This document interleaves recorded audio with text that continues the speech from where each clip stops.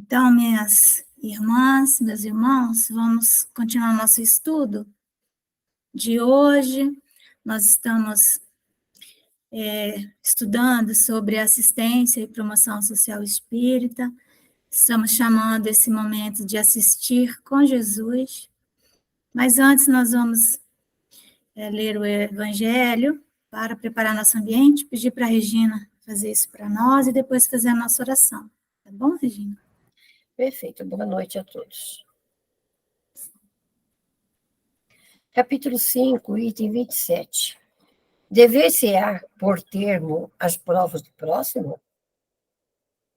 Deve alguém pôr termo às provas do seu próximo quando possa? Ou deve, para respeitar os desígnios de Deus, deixar que siga os seus cursos? Já vos temos dito e repetido muitíssimas vezes que estáis nessa terra de expiação para concluirdes as vossas provas, e que tudo que vos sucede é consequência das vossas existências anteriores, são os juros das dívidas que tendes de pagar. Esse pensamento, porém, provoca em certas pessoas reflexões que devem ser combatidas, devido aos funestos efeitos que poderiam determinar. Pensam alguns que, estando-se na terra para espiar, cumpre que as provas sigam seu curso. Outros há, mesmo, que vão até o ponto de julgar que não só nada devem fazer para as atenuar, mas que, ao contrário, devem contribuir para que elas sejam mais proveitosas, tornando-as mais vivas. Grande erro. É certo que as vossas provas têm de seguir o curso que lhes traçou Deus. Dar-se-á, porém, conheçais esse curso? Sabeis até onde têm elas de ir? E se o vosso Pai misericordioso não terá dito ao sofrimento de tal ou tal dos vossos irmãos? Não irás mais longe? Sabeis se a providência não vos escolheu, não como instrumento de suplício, para agravar os sofrimentos do culpado, mas como bálsamo da consolação, para fazer cicatrizar as chagas que a sua justiça abrira? Não diga, pois, quando virdes atingido um dos vossos irmãos, é a justiça de Deus, importa que siga o seu curso. Dizei antes, vejamos que meios o Pai misericordioso me pôs ao alcance para suavizar o sofrimento do meu irmão. Vejamos se as minhas consolações morais, o meu amparo material ou meus conselhos poderão ajudá-lo a vencer essa prova com mais energia, paciência e resignação. Vejamos mesmo se Deus não me pôs nas mãos os meios de fazer que cesse esse sofrimento. Se não deu a mim também como prova, como expiação, talvez, deter o mal e substituí-lo pela paz. Ajudai-vos, pois, sempre, mutuamente, nas vossas respectivas provações, e nunca vos considereis instrumento de tortura. Contra essa ideia deve revoltar-se todo homem de coração, principalmente todo espírita, porquanto este, melhor do que qualquer outro, deve compreender a extensão infinita da bondade de Deus. Deve o espírita estar compenetrado de que sua vida toda tem de ser um ato de amor e de devotamento. Que faça ele o que fizer para se opor às decisões do Senhor, estas se cumprirão. Pode, portanto, sem receio, empregar todos os esforços por atenuar o amargor da expiação. Certo, porém, de que só a Deus cabe detê-la ou prolongá-la, conforme julgar conveniente. Não haveria imenso orgulho da parte do homem em se considerar no direito de, por assim dizer, revirar a arma dentro da ferida? De aumentar a dose do veneno nas vísceras daquele que está sofrendo, sob o pretexto de que tal é a sua expiação? Oh, considerai-vos sempre como instrumento para fazê-la cessar. Resumindo, todos estáis na terra para espiar, mas todos, sem exceção, deveis esforçar-vos por abrandar a expiação dos vossos semelhantes, de acordo com a lei de amor e de caridade.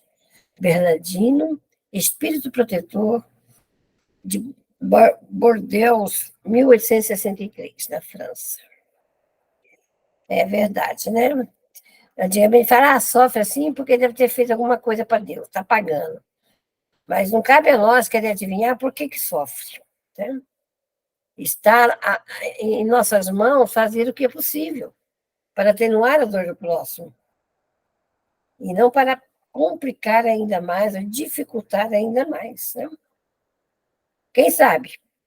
A nossa expiação é justamente levantar aquele que está caído, como a parábola, né, do bom samaritano.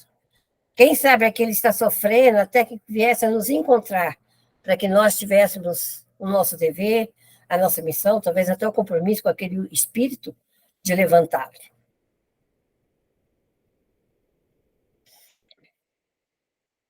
Posso fazer a prece ou gostaria de fazer um esclarecimento? Não, pode fazer a prece, sim. Pode. Então, vamos orar. Sempre agradecer por tudo que nos é concedido e pedir, como eternos pendentes que somos, que tenhamos o discernimento de cada vez mais compreender os ensinamentos, compreender todo o testemunho de Jesus em relação aos pequeninos, e que possamos combater em nós mesmos ainda as chagas de experiências anteriores, ainda o orgulho que trazemos em nós. Que a paz do Mestre Jesus se faça presente em nós e que possamos ser úteis a todos aqueles a quem encontrarmos e realizarmos o bem a todos aqueles que for possível. Que a paz do Cristo permaneça com todos nós, hoje e sempre. Assim seja. Sim, seja.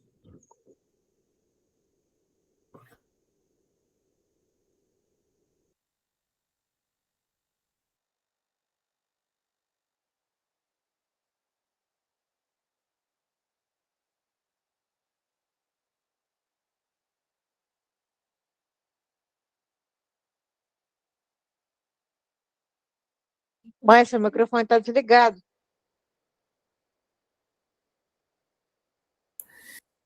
Obrigada.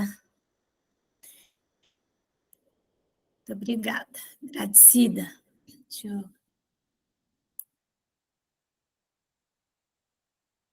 Muito bem. Então, minhas irmãs e meus irmãos, nós estamos seguindo, né, nos nossos estudos sobre esse serviço que, em verdade, ele significa a própria realização da nossa religião, do Espiritismo, do Evangelho de Jesus. Porque a boa nova que Jesus veio trazer, ela precisava se realizar na forma de experiências, no nosso dia a dia, no fazer. Jesus não veio trazer nenhum conteúdo novo, porque tudo que Jesus falou estava na lei. Os filósofos que o antecederam já também haviam abordado todas essas questões. A diferença é que ninguém falou como ele falou. Então, ele vivenciou, ele veio nos trazer esse como, nos chamar a atenção para o fato de que a religião, ela é uma experiência, né? Ela não é algo que você possa simplesmente refletir nela e ter um resultado intelectual. É como um suco de laranja. Eu posso estar tomando um suco de laranja e dizer que está doce, que está azedo e tal, mas só vai saber se a pessoa provar aquele suco de laranja, se ela tiver aquela experiência. Então, Jesus veio nos trazer isso, né? Essa que a gente vai chamar uma epistemologia, né? Que é um para quê? Epistemologia é cristã. O que é epistemologia? Epi, aquilo que vem primeiro. Então, a epistemologia cristã, ela nos dá motivo, a razão pela qual nós temos que fazer ou deixar de fazer alguma coisa. Isso que é epistemologia. Então, Jesus traz nessa epistemologia, que é o estudo dos métodos de acesso ao conhecimento que ele trazia, a verdade que ele trazia. Qual era a verdade? O amor. E como que nós vamos acessar o conhecimento do amor sem ter a experiência? Não é possível, né? Podemos fazer 1000 palestras, nós podemos dar passe, reunião mediúnica, mas sem a experienciação, né, com a criação de Deus, e por isso que nós temos que começar das formas mais singelas, com os seres mais simples da natureza, e vamos avançando para experienciar, então, esse amor. Então, a epistemologia cristã, ela é essa forma de acesso do amor que Jesus veio nos trazer, né? O estudo dos métodos de acesso ao conhecimento, isso que é a epistemologia. Só que o conhecimento, a verdade que Jesus nos trouxe foi o amor, a lei de amor, né? Então, precisamos aprender a amar, e só fazendo, não há outra maneira, não é? E tanto assim é que Jesus ele é perguntado, né, em mais de uma situação. Então, nós só vamos recordar o que nós falamos na nossa reunião passada, essa parábola aqui do jovem rico, o que significou para ele chegar para Jesus, né, e perguntar o que ele precisava fazer para ganhar a vida eterna. E Jesus, então, ele diz a ele que ele precisava cumprir a lei, né, cumprir a legislação, cumprir seus deveres, ver o que é que estava escrito lá na lei de Moisés, né? Aí ele diz assim, mas isso eu já faço. Isso eu já faço, eu não sinto que eu, né, que eu tenha dentro de mim esse sol interior, né, esse reino dos céus, que eu tenha alcançado isso. Aí Jesus o convoca ao despojamento, né, a se despojar de tudo que ele tinha, se desapegar e o seguir. E aí, nesse momento, ele não consegue, ele entra em crise. Lembra que nós falamos? Porque ele diz assim, né? Tudo eu tenho obedecido, obedeci toda a lei, né? O que falta? Aí Jesus falou, se você quer ser perfeito, você tem que vender seus bens, dar o dinheiro aos pobres, né? O que ele estava dizendo aqui, Jesus, que ele tinha que se desapegar das coisas materiais. E o jovem, então, ele se afastou triste, porque ele tinha muitas riquezas, né? Veja, ele não se afastou, gosto sempre de voltar nisso, dizendo assim, nossa, esse Nazareno aí tem problema, imagina mandar eu vender tudo, dar para os pobres.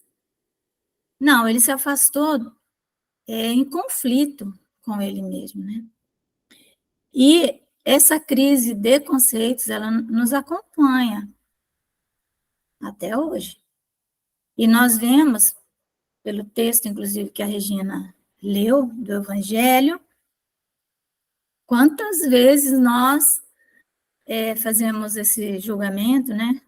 Com companheiros, pessoas, quantos espíritas que falam, não, mas olha, nós temos que entender também que a pessoa está passando por isso, porque está espiando, porque está em provação, né?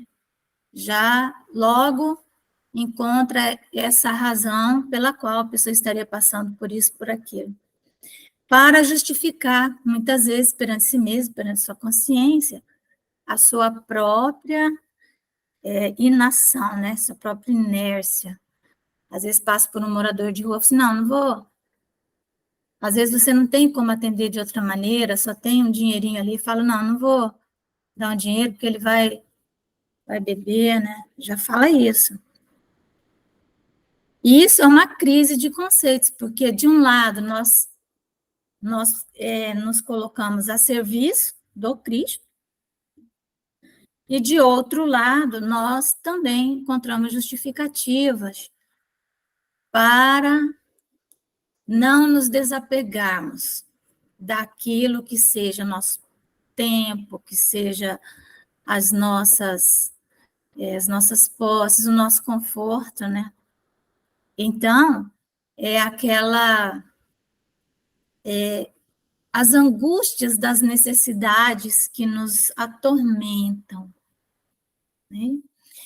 Então, nós vamos entrar nessa crise entre o conforto que a civilização já nos proporciona, e é um conforto imenso, imagina, né? Porque, assim, amar a Deus sobre todas as coisas, não é? E ao próximo como a si mesmo. Isso aí está na lei antiga, isso nem é um mandamento que Jesus deixou, que Jesus falou, amar-vos uns aos outros como eu os amei. Então, é acima de nós mesmos. Mas vamos pegar a lei antiga.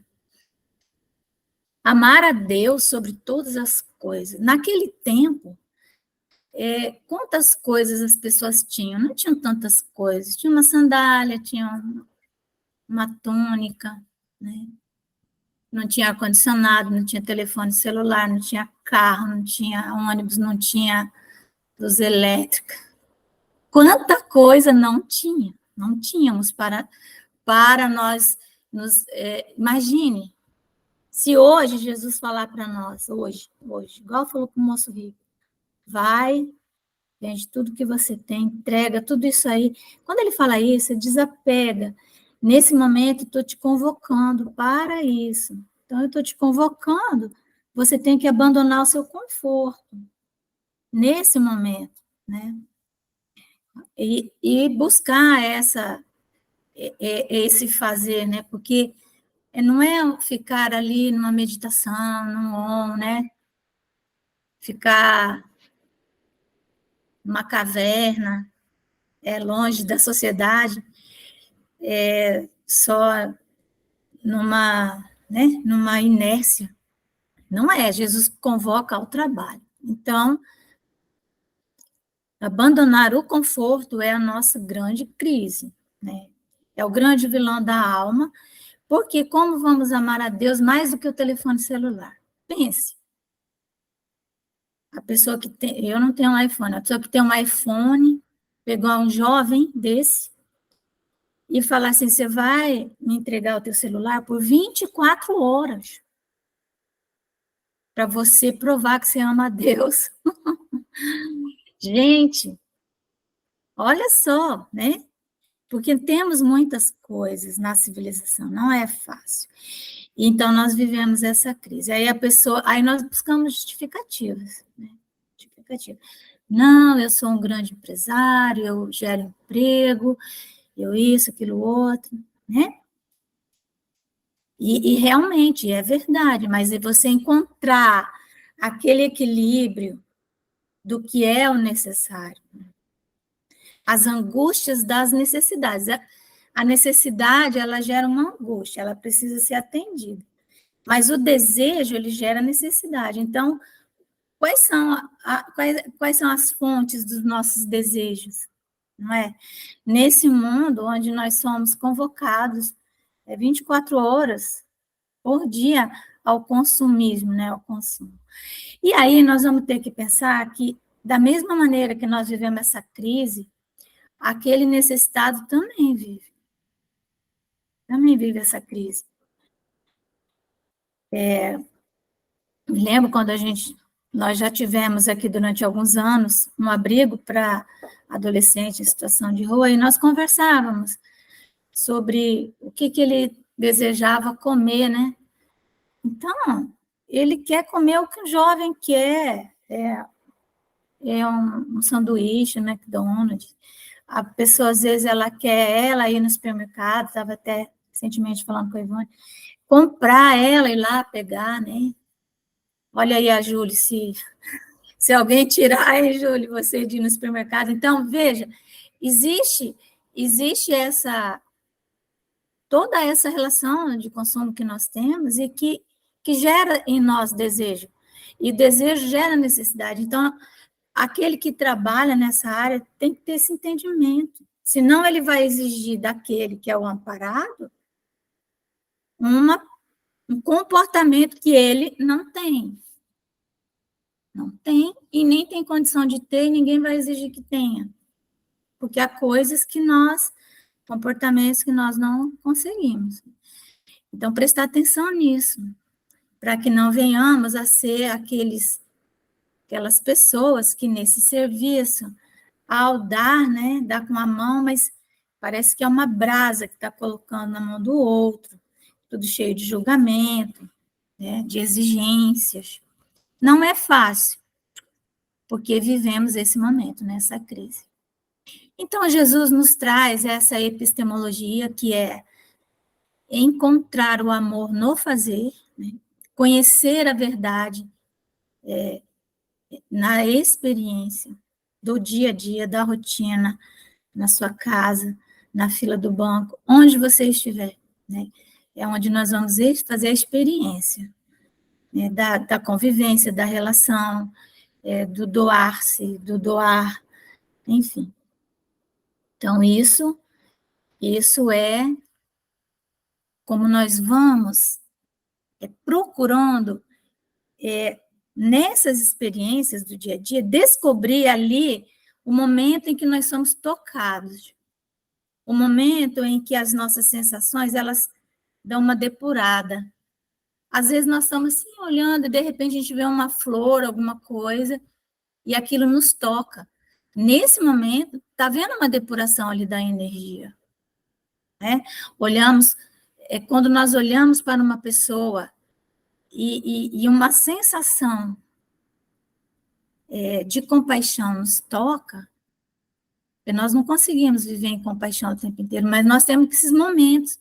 Então, nós temos que experienciar isso e procurar sentir profundamente, porque nesse momento nós estamos depurando as nossas sensações. Então, da mesma maneira que o jovem vem questionar Jesus, veio um doutor da lei, né? Querendo saber também a mesma coisa, né? Essa passagem, ela está mais de uma vez, né, no Evangelho. Então, e tem duas respostas diferentes, porque, lógico, Jesus falou a Boa Nova em vários momentos.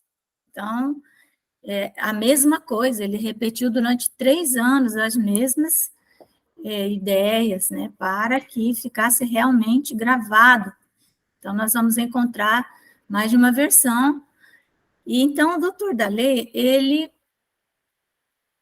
para tentar a Jesus, né, para saber se Jesus conhecia a lei de Moisés. Então, ele era um pouquinho diferente do jovem, né? Ele tinha um objetivo ali escondido, né? Tentar a Jesus. Então, ele pergunta qual era o maior mandamento da lei. E Jesus falou assim, mas o que é que está escrito na lei? Então, tem esse momento em que está descrito assim, o que é que está escrito na lei, né? E o que lês nela, ele remete ao doutor da lei para que ele leia a lei, e, num outro momento, ele diz assim, aí Jesus responde, amarás a Deus sobre todas as coisas e amarás ao próximo como a si mesmo.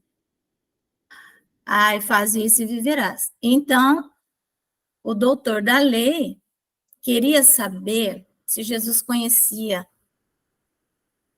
esse mandamento da lei, porque esse era o maior mandamento mesmo, né? Então, nós vamos então aprender que amar ao próximo como a si mesmo Não é um mandamento de Jesus, ele está na lei de Moisés, ele está lá no Levítico, está em várias outras, em vários outros textos, mas está no Levítico, né? Amar a Deus e amar ao próximo, como a si mesmo. Então, Jesus falou, então vai, né, faz isso e viverás. Aí, só que ele, como era um doutor da lei, ele sabia que havia duas correntes de interpretação da lei de Moisés, porque a religião se transformou, na verdade, num grande tribunal, né, de julgamentos. A religião, os religiosos que organizavam a sociedade de uma maneira quase que total e absoluta, né, ali. Então, eles tinham suas interpretações. E aí havia uma corrente doutrinária que dizia o seguinte, que o próximo, porque amar ao próximo como a si mesmo está certo, mas quem é o meu próximo? Né? Quem é o meu próximo? Por isso que ele pergunta, mas quem é meu próximo? Então, uma corrente dizia que o próximo era qualquer pessoa em humanidade, qualquer filho de Deus era meu próximo, qualquer irmão em humanidade. Essa corrente era defendida por Hillel, né? Tem dois Hilleus, um Hillel que era um filósofo, né? E ele, então, inclusive, ele criou uma doutrina, uma pessoa, uma alma nobríssima. Mas essa interpretação do Hillel não era majoritária, ela era só um pequeno grupo de doutores da lei seguiam esse caminho. A grande maioria, né, vamos dizer assim, Supremo Tribunal Federal, né, vai interpretar a lei. Então, tinha um lá que tinha, vamos supor assim, uma visão, né, do aborto, por exemplo. Nós temos uma corrente hoje dentro do Supremo que é minoritária, que é contra o aborto. Ela é minoritária. E tem uma corrente que é majoritária, que é a favor. Então, nós vivemos esse momento, essa crise, né? E nesse momento havia lá aqueles que defendiam que o próximo era qualquer irmão em humanidade, e aqueles outros que entendiam que o próximo era apenas aquele que professasse a mesma religião e fosse da mesma família. Fora isso, não era um próximo. E que você amava, então, o seu amigo, o seu próximo era o seu amigo, e você odiava o seu inimigo. Por isso que Jesus vem e ele modifica isso, né? Ouvistes que foi dito aos antigos, né? Amareis o seu amigo, odiareis seus inimigos.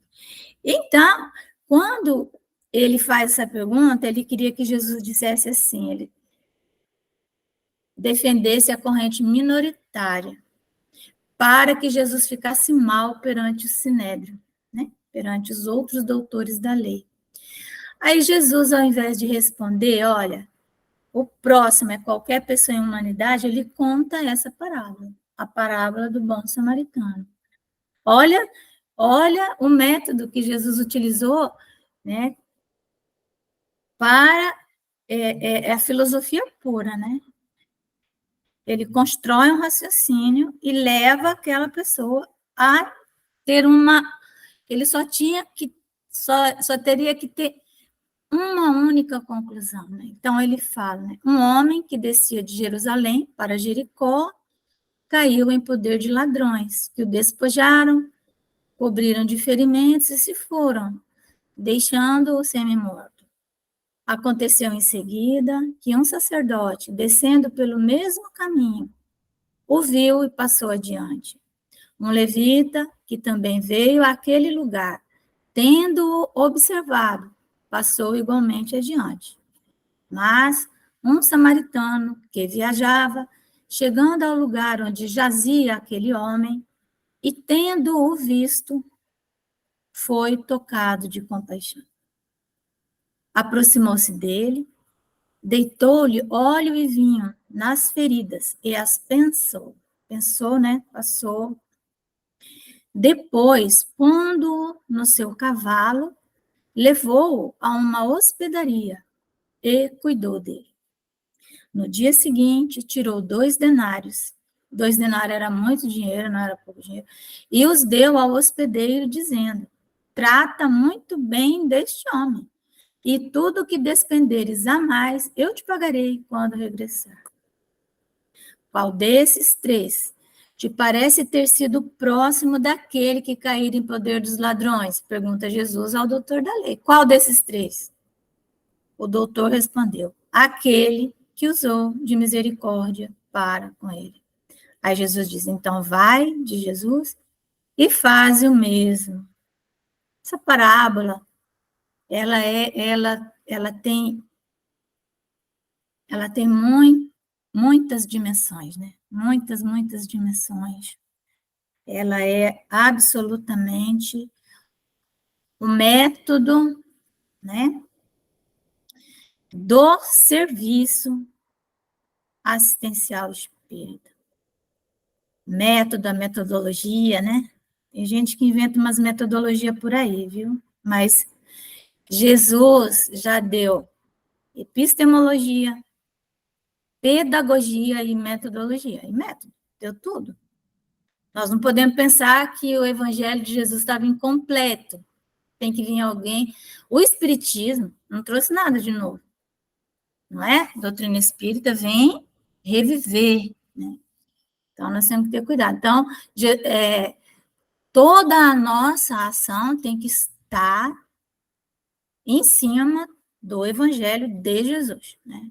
Vamos querer inventar a roda, né? Então, esse método que está na parábola, né? Vamos agora ver Jesus, né? O pedagogo, né? Que nos trouxe a pedagogia, nos trouxe um método também. Então, ela tem esses momentos, essas dimensões, certo? Essas dimensões aí. Que é, a primeira dimensão é observar, né? Observar é uma dimensão que, muitas vezes, nós não conseguimos, vamos dizer assim, acessar essa dimensão do observar, porque nós estamos, às vezes, tão distraídos, né? Tão distraídos, ou estamos tão entediados que não conseguimos observar quase nada, né? Então, nós vamos ter um texto que fala assim, que os 2 vilões da alma são a aventura e o tédio. Então, às vezes, nós estamos... Claro que nós temos que nos distrair de vez em quando, ter as nossas, né?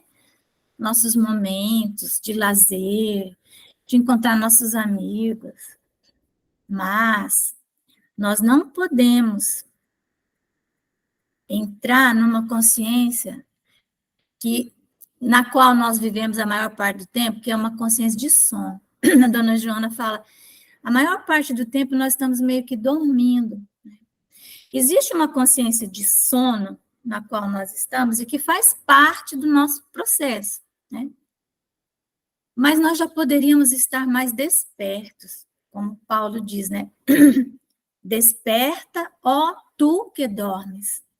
Desperta, chacoalha, né? Acorda. Porque se nós não despertarmos por nós mesmos, a dor nos despertará. Não tem nada para deixar a gente mais acordado do que o sofrimento. Quando ele vem, né, o agulhão, como Jesus disse a Paulo, né, não recalcitres contra o agulhão. O Paulo não queria despertar nem mesmo com o sofrimento. Nem isso. Ele estava num sono tão profundo, ele estava tão distraído com a lei antiga e com a arrogância intelectual dele, né, que ele não conseguia sair do sono, daquela letargia. Então, para que nós possamos sair dessa letargia, nós temos que ficar esperto, vamos dizer assim, ficar esperto. para que não venhamos a passar por uma, né, por uma flor, né, que está ali viva e linda, não perceber ela e pegar sem querer na consciência de sono, né, amassar a flor. Às vezes, pessoas passam por uma árvore, ficam puxando o galho da árvore, né, arrancando folhas, sem se dar conta, né, do que está fazendo. Ele tá dormindo, né, consciência de sono. Ele nem vai lembrar que ele fez aquilo. Se você chamar a atenção da pessoa, olha o que tu está fazendo aí na árvore. Aí ele vai acordar, né? O galo que canta. Então, observar. Mas nós vamos ver que o sacerdote, ele viu, passou adiante. O levita também viu, observou também, né? Mas passou adiante. Então, quando nós observamos com um olhar generoso, né, pelo lado certo, nós vamos identificar na situação que algo ali precisa ser feito, ou que tem uma ocorrência ali e que talvez eu possa ser útil. Talvez, porque às vezes nós passamos também, às vezes tem um acidente, a pessoa passa, ela não vai poder parar, ela não vai poder ajudar, e ela para por curiosidade. Aí está errado, não é isso, né? Mas é pensar, aconteceu algo, eu posso ajudar? Eu sou um médico, eu sou isso, eu sou aquilo outro, né? Enfim. Então, estar atento para o que acontece ao nosso lado. Ver que tem um gatinho ali, pisa no rabinho do gato. Nossa, quando eu faço isso, eu fico desesperada. Piso no rabinho do cachorro. Não sei se vocês pedem perdão para os seus animais, mas eu peço. Ai, perdão. Então, essa observação é um estado de consciência, né? Então, atenção, estar atento, porque algumas coisas nós não vamos perceber mesmo. Por exemplo, nesse momento, nós vamos olhar no nosso entorno, nós não vamos ver nada assim, não é? Pode olhar, o que você vai ver? Aquilo que você sempre vê. No entanto, tem milhões de coisas acontecendo no nosso entorno, né? Milhões de coisas. Mas nós não conseguimos ver, né? Não temos olhos ainda de ver. Então, não tem como. Mas já outras coisas nós podemos ver sim. A gente não vê, né? Porque não acha importante desenvolver a observação, né? Então, observação. Aí, observando, você pensa, talvez eu possa ser útil. Então, se eu acho que eu posso ser útil, eu me aproximo. Ao se aproximar, você tem maior dimensão da situação. E aí, se permitir tomar de compaixão. No texto a piedade, porque a piedade, ela já é um sentimento. Eu digo que a compaixão, ela é uma sensação. Ela não é um sentimento ainda. Ela faz parte dos nossos hormônios, das nossas reações internas, da influência do nosso corpo, ainda é como nós enxergamos o impacto que aquela situação tem, mas é uma sensação depurada. A piedade já é um estado de consciência. Na compaixão, você sente a compaixão e às vezes você não sente. Então, nós temos que nos permitir tomar de compaixão. E lá no texto da piedade, ele diz assim, deixai-vos envolver por esse sentimento, porque a piedade é o sentimento que mais, esse é o sentimento que mais vos aproxima dos anjos, é a irmã da caridade, né? Ela nos conduz a Deus, a piedade. Então, compaixão é essa ponte que nos leva para o sentimento. Quando você consegue transformar uma sensação em sentimento, nunca mais você perde. Nunca mais. Então, se permitir tomar de compaixão, tomar-se de compaixão. Então, às vezes, nós vamos sentir aquela compaixão e nós não nos permitimos. Não, a gente já está tanto, não, já estou tão cansado de fazer o bem, né? Nunca se canse de fazer o bem, né? Não, eu não quero sentir. Então, a pessoa começa, às vezes, ela fala, não, eu vou sofrer, eu tenho dó de todo mundo, né? Só que aí ela vai o quê? Cristalizando o centro das emoções. Na verdade, o centro das sensações. A gente chama de emoção. Vamos colocar emoção. Vai cristalizando e vai se tornando um coração de pedra. O coração de pedra é isso, é a pessoa que observou, se aproximou, começou a querer sentir a compaixão, mas não se permitiu. Não se permitiu uma vez, não se permitiu duas vezes, depois passou ao largo, olhou para o outro lado, fez igual, talvez o sacerdote, talvez o levita, achou justificativo. O sacerdote provavelmente falou, eu acho que ele está morto, eu não vou chegar perto, porque ele provavelmente está morto, eu estou sendo legal com o sacerdote. E o sacerdote, ele não podia tocar em cadáveres, porque daí ele ficava impuro e ele tinha que fazer todo o ritual de limpeza, né? Porque o povo judeu, eles tinham muitos rituais que tinham a ver com a própria longevidade que eles tinham que ter, sabia? Então, tem um pouco a ver isso, né? Essas normas, que nem eles sabiam direito porque que tinham, né? O sacerdote, ele tinha uma função muito importante. Então, imagina, se ele fica tocando em cadáveres, ele poderia, claro, se contaminar e morrer mais cedo. Então, no fundo, a razão é essa, mas isso era uma questão religiosa para eles. Então, se esse homem está morto, não vou passar porque eu vou ficar impuro. E o levita, provavelmente, por que era o levita, né, da tribo de Levi? Qual era a função deles? Era cuidar do templo.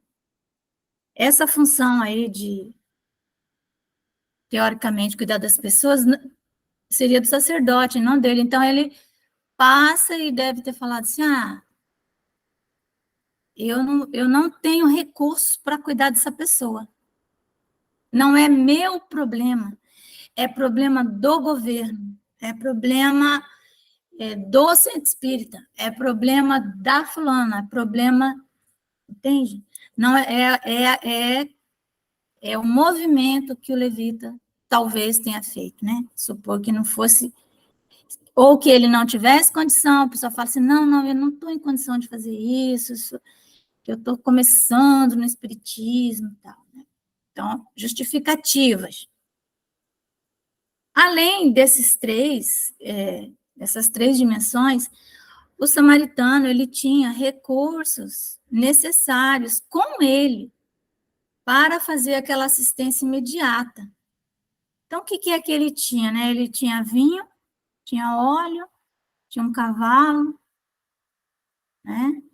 Conhecia onde ficava a hospedaria, conhecia o hospedeiro. Ou seja, não era uma pessoa qualquer, né? Uma pessoa que ele viajava preparado.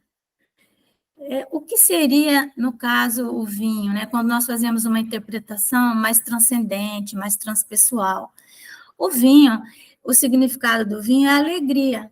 Então, ninguém pode ir para esse trabalho constrangido. Na seara do Cristo não há espaço para o trabalhador constrangido, aquele que está de cara feia, que está irritado. Porque o que ele vai fazer, né? Ele vai atender ao necessitado e ele vai colocar uma brasa acesa na mão da pessoa. Ele tem que estar alegre.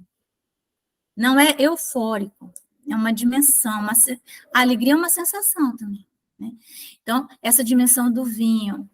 Então, se a pessoa não está bem, não está em condições, ela tem que primeiro se munir desse recurso, o recurso da alegria. E ir bem, fazer bem, né?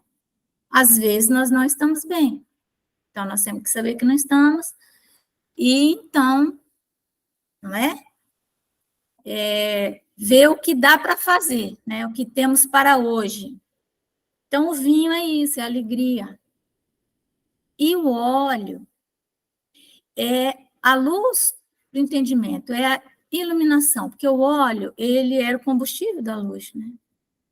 Então, o samaritano se aproxima daquele caído e ele não chega assim, nossa, como que você veio sozinho para cá? Imagina, agora tu vai morrer, sabia? Tu tá morto já, tu tá semi-morto, não sei o quê, foi imprudente, começa a fazer crítica. Não, ele provavelmente chegou alegre. Nossa, olha só, meu Deus, que coisa. Não, mas nós vamos sair daqui, tá tudo bem, vamos resolver isso. E leva também com ele uma luz, né? Ele vai iluminar aquela pessoa com a sua fé, né? Ele vai iluminar aquela, com a sua confiança, com a sua esperança. Ele vai trazer luz ali para aquela pessoa. Ele tem que iluminar aquela pessoa. É assim que ele vai pensando as feridas. Depois ele pega essa pessoa, né, coloca no seu cavalo, ou seja, ele tem recurso. O cavalo significa que ele não colocou a pessoa nas costas dele e levou para casa dele. Não, ele saiu com algum preparo, alguma coisinha ele tinha ali, que ele sabia que se ele encontrasse alguém, ele poderia usar, né? Ele também sabia onde levar. Então, a hospedaria, hoje nós podemos chamar a hospedaria de ser a nossa rede socioassistencial, né? Saber onde que estão as retaguardas. Quem é que pode fazer o atendimento mais completo? Nós fazemos o atendimento imediato e depois, então nós temos que conhecer essa rede, né? Essa rede de assistência, essa rede de cuidados.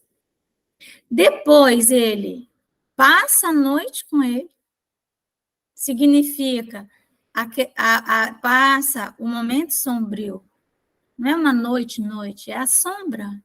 Né? Então, ele fica junto com o caído até que a aurora chegue, né?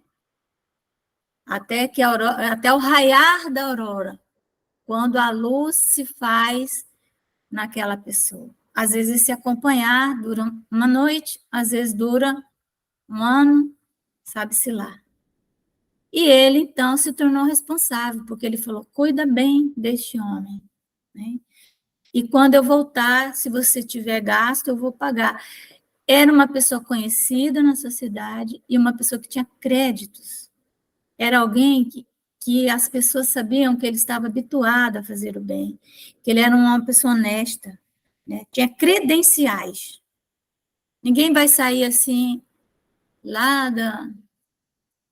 acabou de sair né, de uma situação de prisão, de não sei o quê, de ter cometido atos deploráveis e já vai achar que as pessoas são obrigadas a confiar nele simplesmente porque ele agora se converteu. Não é assim. A pessoa tem que ter ela tem que ter chão, né? Tem que ter andado bastante. Então, esse é um método completo. É um método que nós vamos chamar da proteção social espírita. Certo?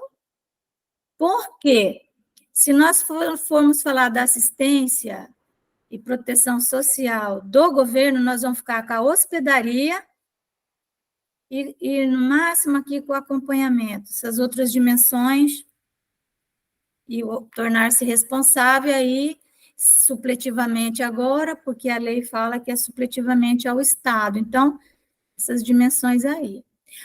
Então, o que nós vamos ver? Pegar esse método, que é ele completo, e vamos jogar na nossa história para nós vermos, dentro dos 3 modelos da assistência, quais as dimensões que eram feitas, certo? Então, no modelo religioso, havia, e há até hoje, né, por isso que eu falei, cada um desses modelos, religioso, caritativo, né, o filantrópico e o da proteção, cada um desses modelos, eles permanecem, porque às vezes você vai fazer um atendimento em algumas dimensões apenas, não é? No religioso, a ação, né, ela se limitava a observar, veja que não é uma dimensão pequena, não é algo que nós podemos desconsiderar, aproximar-se, a dimensão da compaixão e a dimensão dos recursos para assistência imediata. Então, isso aqui, lá, desde o Brasil colônia, né, esse processo já era feito. Nós não podemos dizer, desconsiderar, não. Como o governo veio agora, né, com essas poucas dimensões aí, hospedaria e não sei o quê, e dizer que lá para trás não se fazia nada, né? E colocando o trabalho religioso como algo completamente desnecessário, mas essa concepção já mudou, né, graças a Deus, mas nós amargamos aí pelo menos quase 30 anos de grande sofrimento e que Deus nos livre de começar a amargar de novo. Então, esse no modelo religioso. No modelo filantrópico, nós já vamos incluir nesse processo a hospedaria. Não é? Foi quando começou a aparecer os orfanatos lá na Europa, já na Segunda Guerra no Brasil começou a aparecer, né? Os orfanatos, começou a aparecer vamos dizer assim, as instituições, as associações que buscavam cuidar bem com alguma ciência, né? Lembra que o método da filantropia, o modelo filantrópico da assistência, ele trabalha o jovem, né? A criança desamparada, mas focado mais na educação para o trabalho, né? Basicamente, isso que o modelo filantrópico fazia. E depois, essa filantropia ela foi avançando, um pouco mais, se tornando mais complexa. Nós tivemos aí várias instituições que começaram bem, depois não foi tão bem assim, mas a hospedaria, então, é a instituição. É quando o trabalho se torna institucional. Aqui aparece o centro espírita, aqui aparece a própria igreja, né? Aqui vai aparecer, então, o local para onde você leva a pessoa para fazer o atendimento, né? Ou onde você faz o atendimento, não é na sua casa, né? Então, a hospedaria é a institucionalização do trabalho. Mas lembra que antes disso tem toda essa dimensão que ela é pessoal, não é institucional. A instituição vai aparecer aqui. E no método no modelo da proteção social espírita, né, evidentemente, nós só vamos estar realmente trabalhando com proteção social plenamente se concluirmos todo o método que está lá na parábola do bom samaritano, do princípio ao fim. Vocês vejam que não é tão simples, né? E exige de nós muita atenção. Então, aqui vai ter a instituição, que é o centro espírita, vai ter esse acompanhamento, que o ideal é que ele seja feito de forma institucional, ainda que seja pessoal, você. Recentemente estava falando uma pessoa, né, que lá na instituição ele agia muito, vamos dizer assim, ele veio conversar comigo, que às vezes ele sentia que ele não tinha força suficiente, que ele estava se sentia meio sem condições de realizar o trabalho. Eu falei, mas é porque, às vezes, você não se dá conta que o trabalho ele é institucional. Então, quando a gente institucionaliza, a gente faz um trabalho de equipe, evidentemente que vai diminuir o peso em cima de nós, né? Então, às vezes, a gente não consegue ter uma instituição, estar vinculada a ela, mas o ideal é estar vinculado à instituição, né? E trabalhar junto, né? Esse entendimento nós não vamos encontrar em todo centro espírita, mesmo. Não vamos encontrar, não. Então, tornar-se responsável pelo outro também é uma tarefa, tanto pessoal quanto institucional. Daqui para baixo, nós vamos, então, pensar nisso. Então, esse é um método, tá bom? Da parábola do bom samaritano, colocada no tempo, né? Nesse processo aí de construção social no Brasil, né? Tá bom? Então, nós temos 1 minuto, certo? E nós vamos parando por aqui no devotamento, né? Que é essa dimensão aí, que vai nos permitir sentir compaixão. Tudo bem? Alguém tem algo a colocar? Falei demais. Eu sempre falo demais. Não, mas eu só estava aqui pensando que tem uma família aí que eu ainda não visitei, mas uma pessoa do centro me falou umas 3 vezes, você tem que ir lá, você tem que fazer alguma coisa. Eu ainda não fui. Por quê?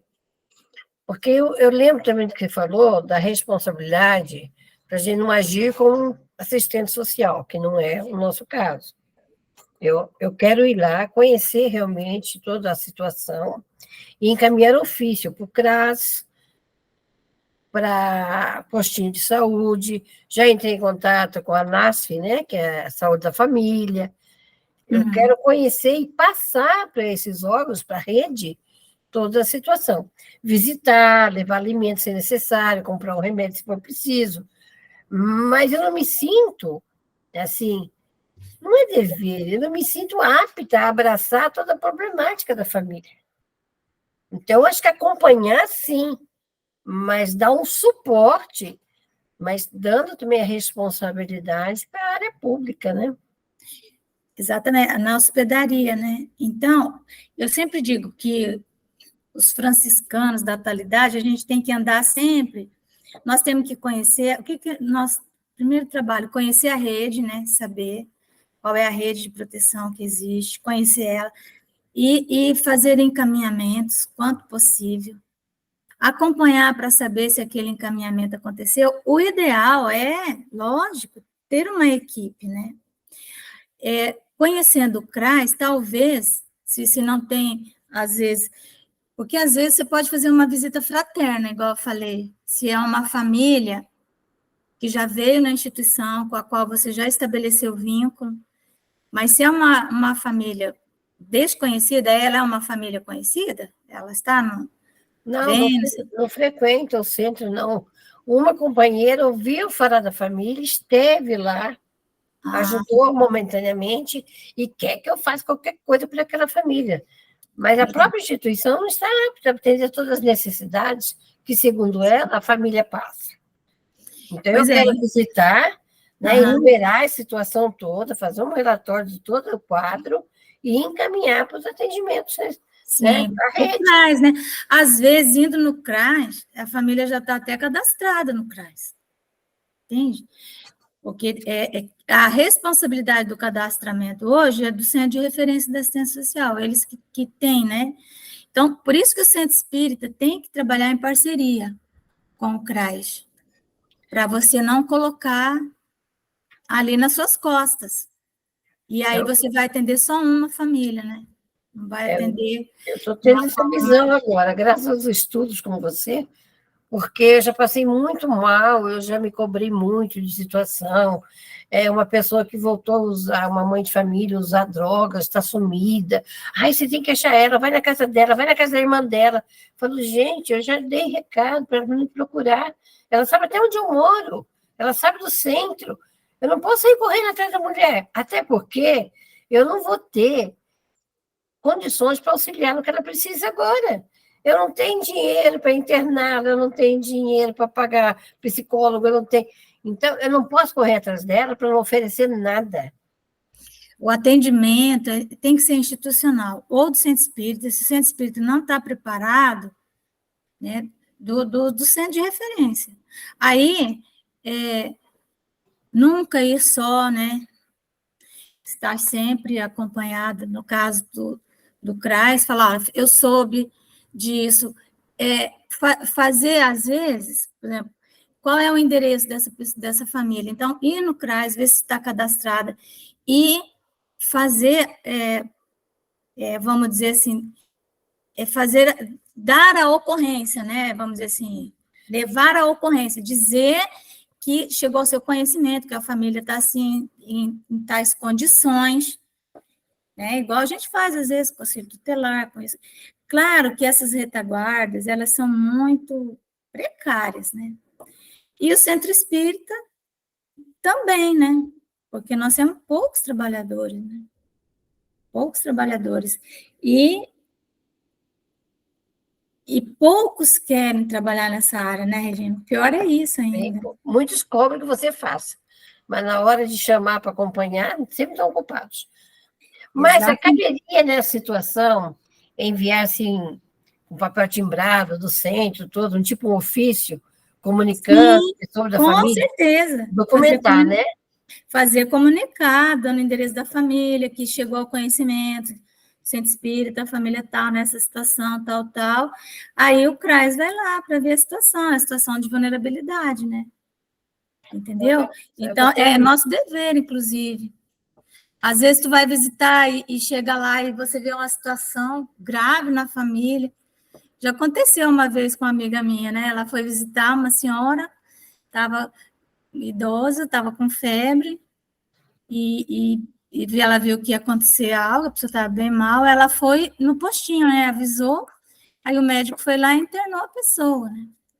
Aí, às vezes, acontece da família ainda ficar com raiva, né?